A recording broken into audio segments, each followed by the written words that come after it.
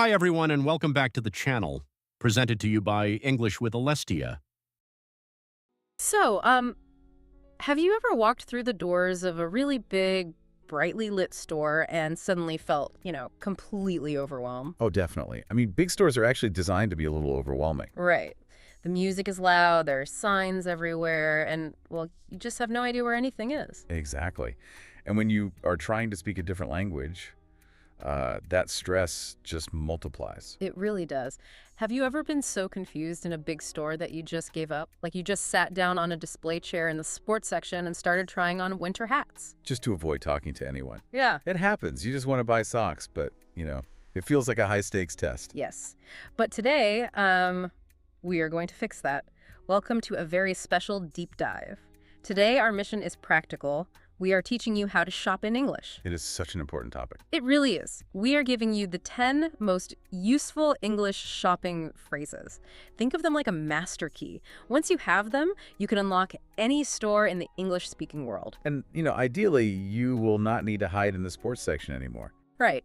Unless you are actually buying a chair, of course. Now, a quick note for you, our listener. Because this is a language learning deep dive, we are going to do things a little differently today. We are going to slow down. Exactly. We will speak slowly, we will use simple words, and we will repeat the important parts. Treat this conversation as your personal training ground. I like that. Learning these phrases are like, learning the traffic rules before you drive in a new city. Oh, that is a great analogy. Yeah, you could probably guess the rules, but knowing them in advance just builds your confidence. So let's start the journey. Imagine you just walked into a busy store. You are inside. Now what? Well, the very first thing you need to do is find what you want. Right. And to do that, you need to talk to a store assistant. Which brings us to our first phrase. Yes. Phrase number 8 from our list. I will say this one slowly. Where can I find? And then you say the item. Let me repeat that. Where can I find? Try saying that out loud wherever you are right now. Where can I find? It is a perfect question for big, confusing stores. You just ask, where can I find the children's section? Or honestly, the most important question. Where can I find the restrooms? Oh, absolutely. You do not want to be guessing vocabulary when you need the restroom. Definitely not. But let's flip the situation. What if you know exactly where you're going and you do not want any help?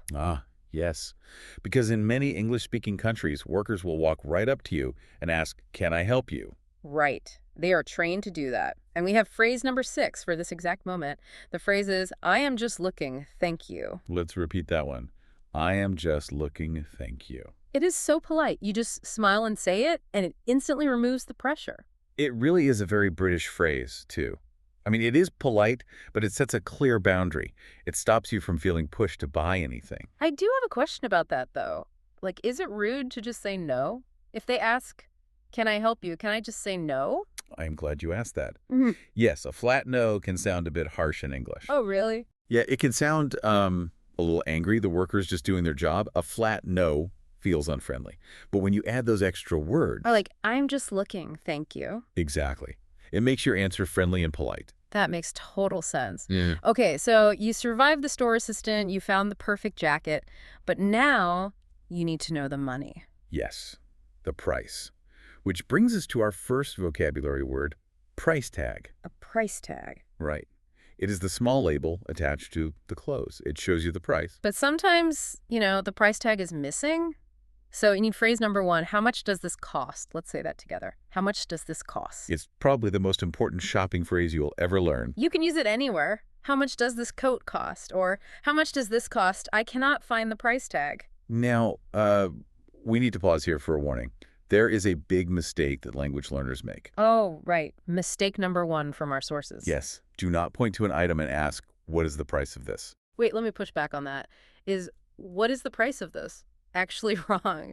People will understand you. Oh, we will definitely understand you.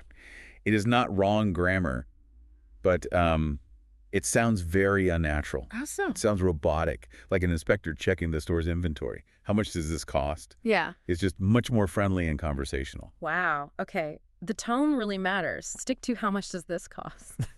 So let's talk about my favorite topic, paying less money. Ah, yes. Our next vocabulary word is discount.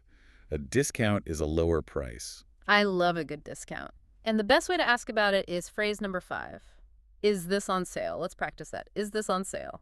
For example, you might say, I saw a sign in the window. Is this bag on sale? Or maybe you saw it last week for less money. Is this on sale? I saw it cheaper last week. Now, if you want to be a bit more direct, you can use phrase number 9.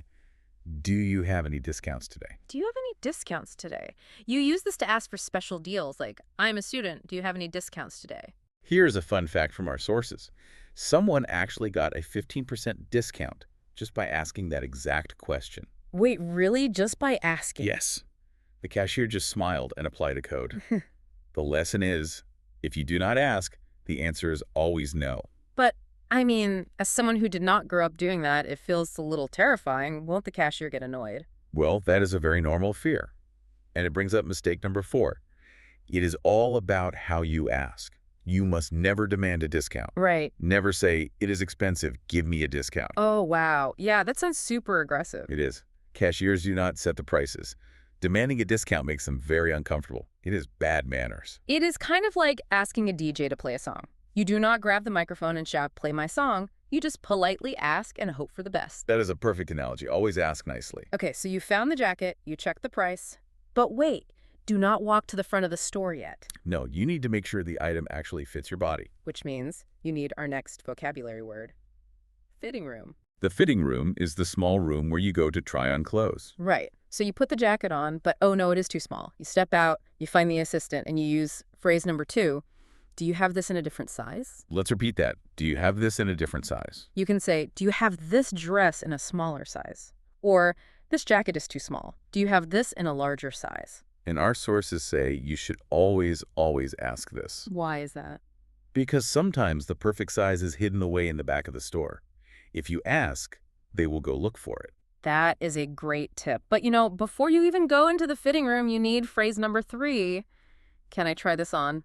Try saying it out loud. Can I try this on? You just hold up the clothes and say, these jeans look great. Can I try this on? Where is the fitting room? Yes.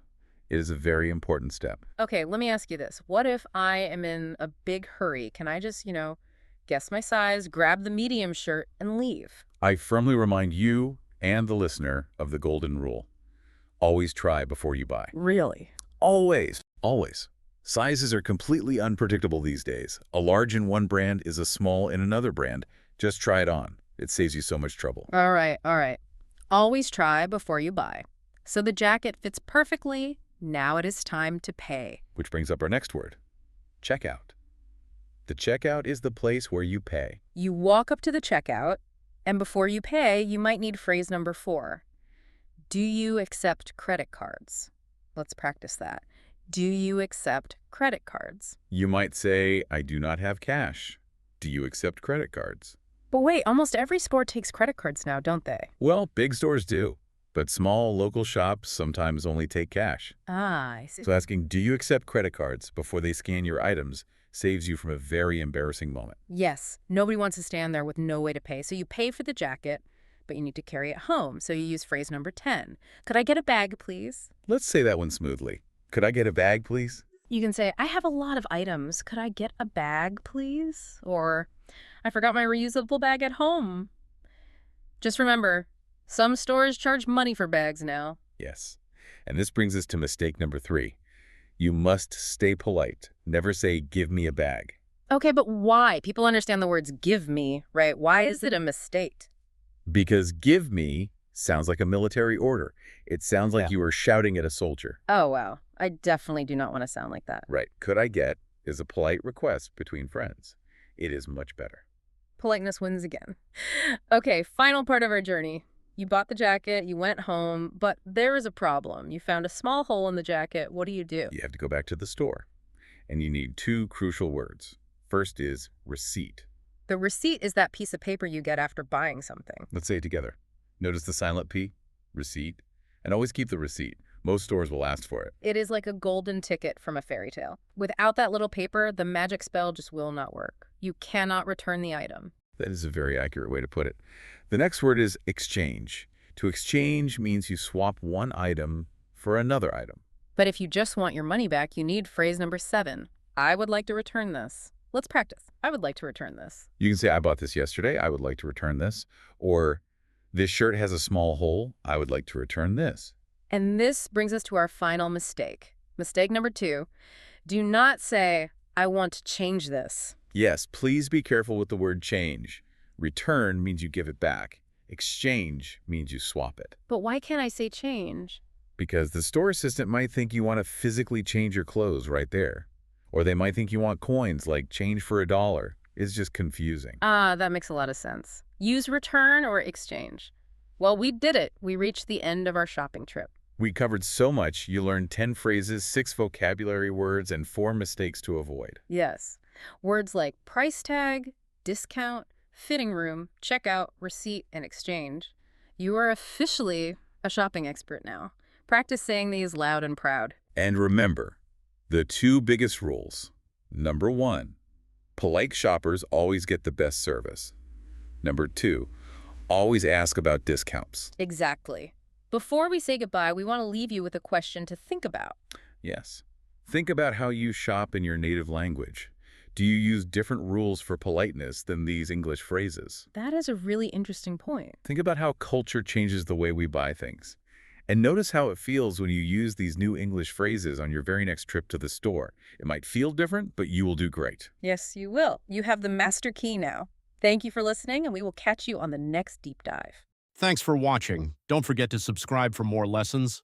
Keep practicing, and I'll see you in the next one on English with Alestia.